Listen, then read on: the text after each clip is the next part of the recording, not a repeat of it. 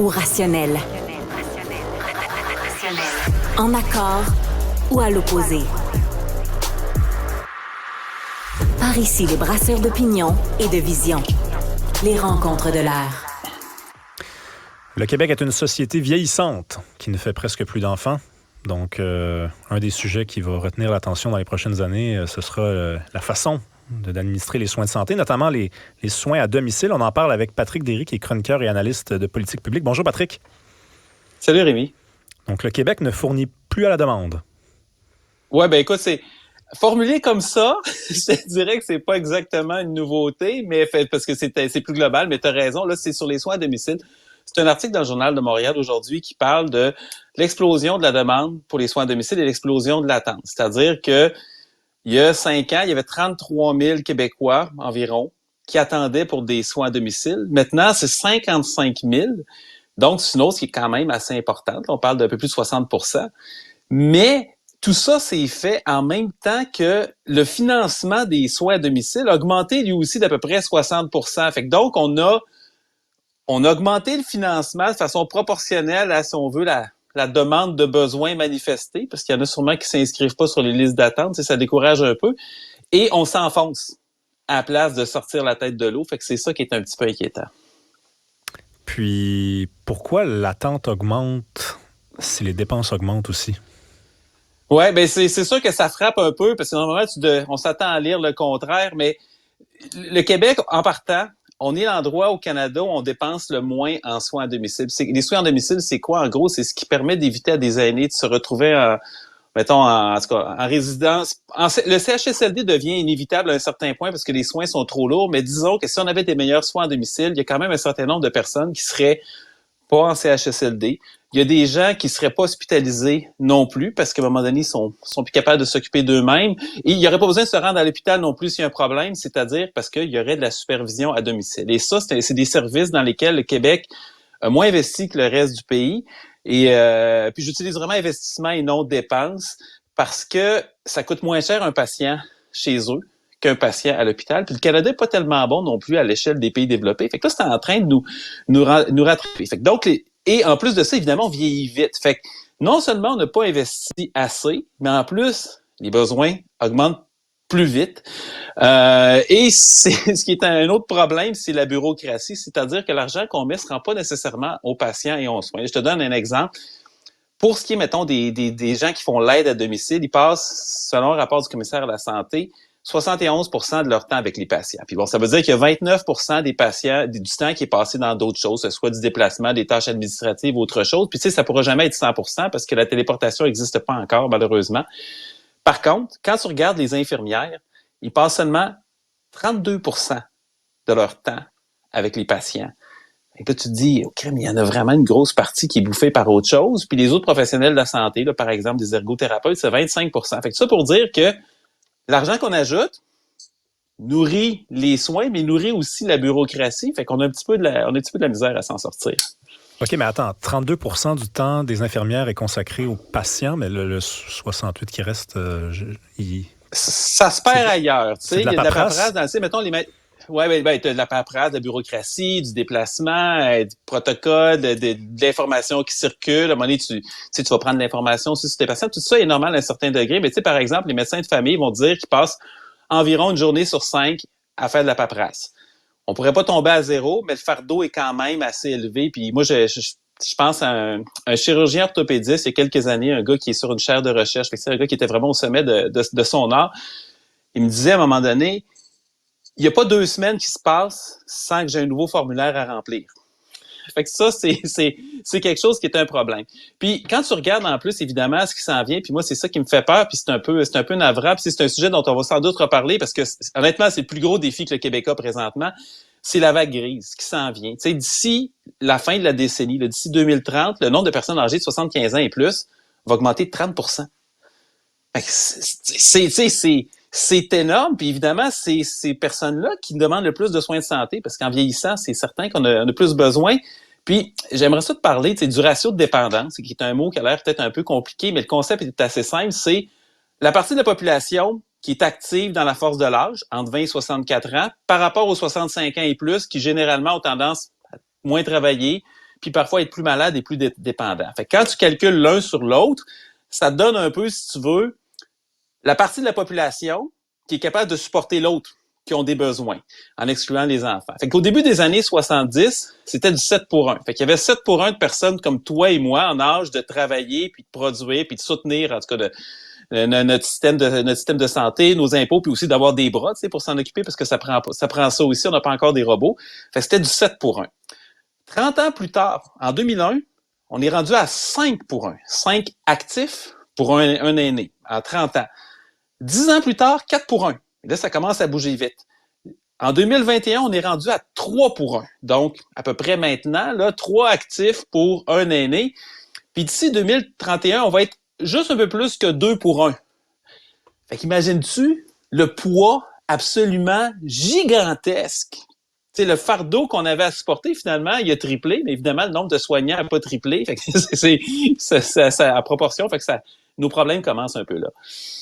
Oui, puis comme tu dis, la vague grise, c'est aussi une espèce de grosse vague qui va nous frapper dans la face parce que ça va faire mal, ça, sur les finances publiques. Puis il y a des générations, probablement la mienne et celle des gens juste en dessous de moi, qui vont avoir l'impression de vivre une totale injustice.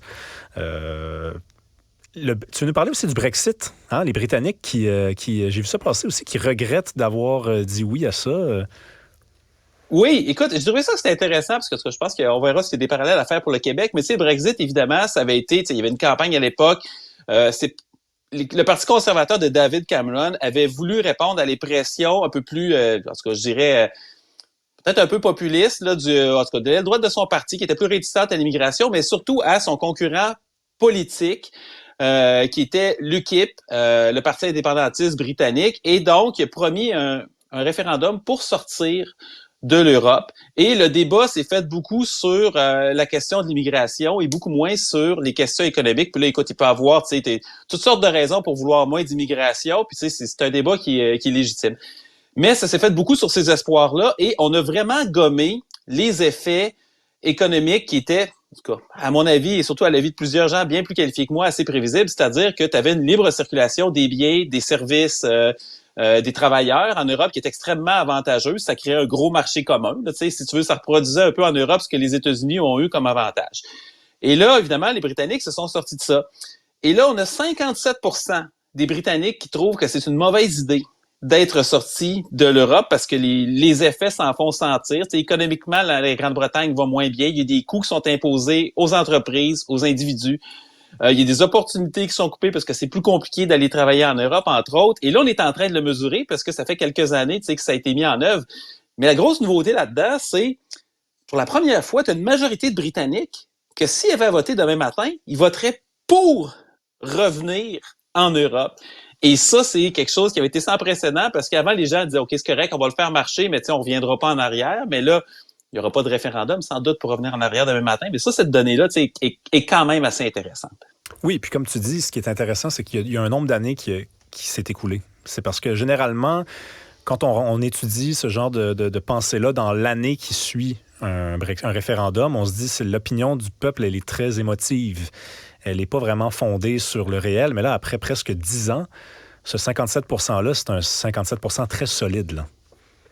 Ben, ils ont vu comment ça a viré. Tu sais, c'est un peu, c'est comme tu dis, c'est le principe de la réalité qui s'est appliqué. Puis moi, ce que je trouve intéressant, c'est pour le Québec, évidemment, il faut faire attention dans les parallèles qu'on fait parce que le Québec n'est pas un État souverain, tandis que le Royaume-Uni, c'est un État souverain qui est un peu limité par une réglementation européenne, par exemple, qui a décidé de s'en soustraire. Mais au Québec aussi, tu sais, il y a des côtés qui sont très intéressants puis très attirants par rapport à l'indépendance du Québec, mais dans la balance aussi, tu as des choses qui peuvent être quand même des inconvénients assez majeurs. Notamment, par exemple, la circulation, l'espèce de libre-échange interne qu'on a avec le reste du Canada, qui est loin d'être parfait, en fait, qui est moins bon que l'Europe, mais ça existe aussi. Tu as évidemment toute la question des transferts fédéraux qui sont très, très élevés. C'est environ 20 milliards par année, là, la péréquation. Quand tu ajoutes tous les transferts en santé et ainsi de suite, tu as la question du partage de la dette aussi. Et ça, peu importe tes préférences personnelles sur cette question-là, c'est quelque chose qu'il faut que tu considères après. C'est-à-dire que, OK, on aurait le budget du ministère de l'Éducation qui part. On va chercher comment cet argent-là, on emprunte. Ah ouais, mais c'est parce que là, t'as le tiers de la dette du gouvernement fédéral qui va venir avec aussi, ce qui signifie que tes coûts d'emprunt vont augmenter, que tes taux d'intérêt vont augmenter. Puis je veux pas ramener le débat sur la souveraineté à une question comptable, mais c'est des conséquences qu'on aurait peut-être intégrées dans le débat public parce que le principe de la réalité viendrait aussi sûrement 5, 6, 7, 8 ans après.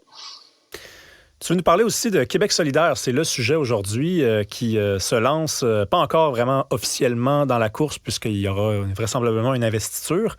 Mais là, il y a tout le débat autour du genre de ce candidat-là ou de cette candidate-là qui sera choisi par Québec solidaire. Ben oui. Écoute, c'est intéressant comme débat parce qu'il y a vraiment pas de réponse claire. Bon, t'as le candidat de Québec solidaire en 2022 qui est Olivier Bolduc. Lui, il veut tenter sa chance dans Jean Talon où on sait qu'il va avoir une partielle suite à la démission de la députée caquiste Joëlle Boutin. Puis, M. Bolduc a fini deuxième en 2022. Puis s'était présenté aussi en 2018. Il a fait un score légèrement inférieur. Fait que, il a travaillé beaucoup son comté puis il est en train de le monter tranquillement.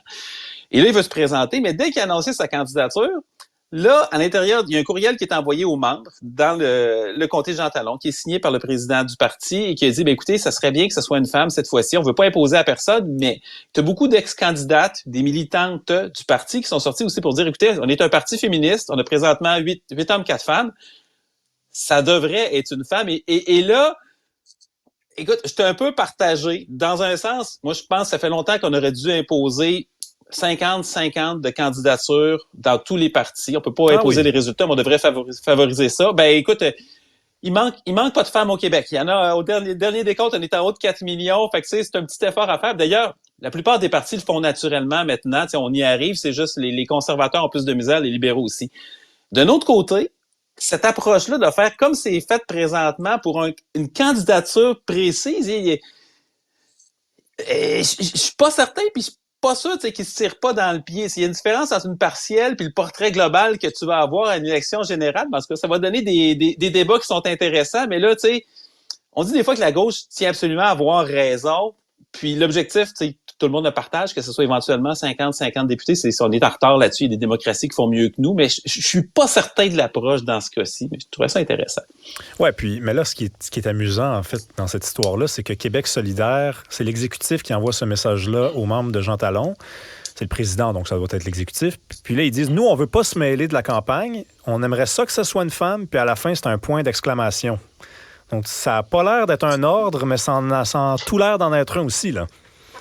Ah non, mais c'est sûr que tu marches des œufs dans ce temps-là. T'sais, on aimerait ça, mais on n'aimerait pas ça. Mais là, écoute, tu vas avoir le débat qui va se faire à l'interne. Là, M. Bolduc, bon prince, il dit, écoutez, moi, je m'attendais à ce que ça soit ça. J'ai pas de problème avec ça. On va voir comment ça va évoluer. Mais c'est juste dans ce cas-ci, je réitère. Moi, je suis plutôt philosophiquement libéral, à défaut de l'être politiquement, mais je suis pour ça, ça a pris tellement de temps que les femmes se représentaient en politique, puis des fois, il faut que tu pousses un peu. Je pense que c'est une bonne chose, la représentation 50-50. Mais à l'échelle d'une partielle, écoute, on va voir, est-ce qu'ils vont réussir à faire ça sans trop s'entre-déchirer, puis il va y avoir une fin heureuse, ça va être intéressant, on le souhaite pour eux.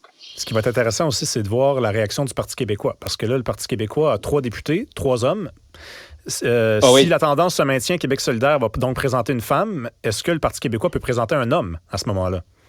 Ben, c'est sûr que là, c'est toute la question de est-ce qu'il y a un avantage politique féminin. Fait qu'écoute, là, c'est comme au Parti libéral, par exemple, il y a une course à la direction qui se dessine, c'est juste des hommes présentement qui sont pressentis. Fait que là, t'as un autre débat, puis ça montre que attirer des femmes en politique, ça reste encore difficile, même pour un parti qui est extrêmement, qui est très à gauche, puis qui est explicitement féministe, c'est pas une chose simple, même en 2023. Patrick Derry, chroniqueur et analyste de politique publique. Merci beaucoup. Bonne journée.